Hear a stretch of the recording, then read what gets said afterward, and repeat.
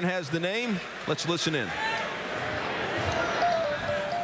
With the 14th pick in the 2010 NBA draft, the Houston Rockets select Patrick Patterson from the University of Kentucky.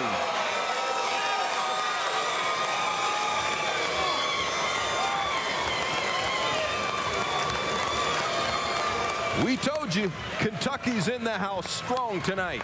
The third Kentucky player selected, and it's been in the first 14 picks. It's the second time that 3 Kentucky players have been selected in the first round, and we may have more to come. Remember, back in 1996, Antoine Walker, Tony Delk, and Walter McCarty all went in the first round. Patrick Patterson, the old man, so to speak, of Kentucky's team, 6'9", 240-pound, all SEC first team. What do you like about him as a player, Jay Billis? Well, Stu, you said old man, emphasis on man. He's just an absolute man in a basketball game. You remember he played in high school on the same high school team as O.J. Mayo. He's a strong, low-post power forward that has expanded his game to where he can step away. A 7'1" wingspan. He is a very good defender, and as he increases his defensive range to be able to step out and guard off pick and rolls and things of that nature, he can guard in the post. He does step away and guard fairly well for his size and uses his length, but I mean, he is really, really strong, and he's a hard worker. Excellent offensive rebounder, blocks and challenges shots, a very good finisher, has shown that he can increase his range and improve, especially in this last season, and steps to the line, hits about 70% from the free throw line, where he can also improve. But I'll tell you, he's a worker and a man and a really tough player. We told you about the 3 Kentucky players. Here they are, and here is where they have gone so far. John Wall went first overall. DeMarcus Cousins went 5th, and Patrick Patterson goes 14th. Still waiting, Eric Bledsoe and Daniel Orton, their Kentucky teammates, who both of them hope to go in the first round. For right now, though, Patterson is with Jonesy. Patrick, you were one of the few players at the pre-draft camp, the Combine in Chicago, that actually did every single drill. What kind of impact do you think that competitive spirit did for you?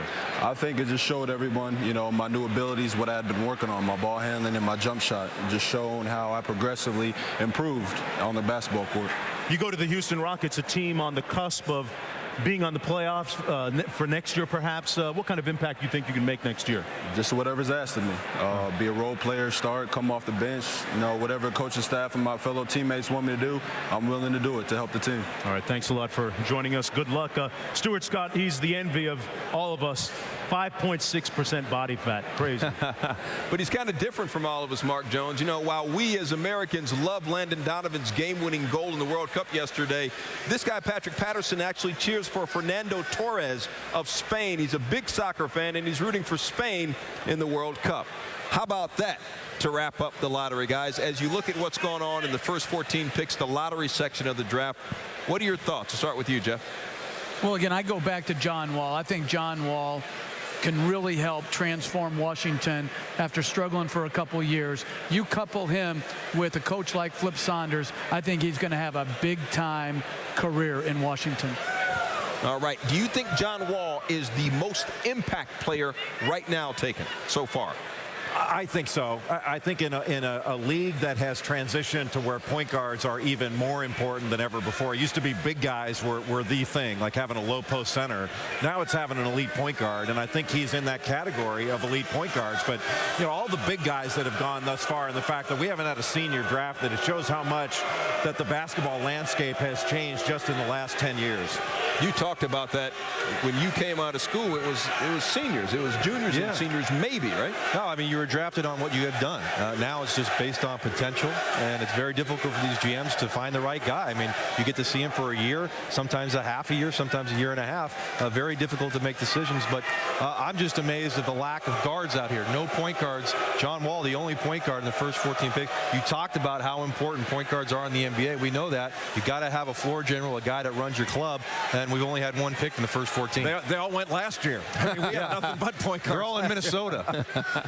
Just because we've had 14 guys in the lottery does not mean that there's not talent available outside of the lottery, and we've seen a history of that. These are non-lottery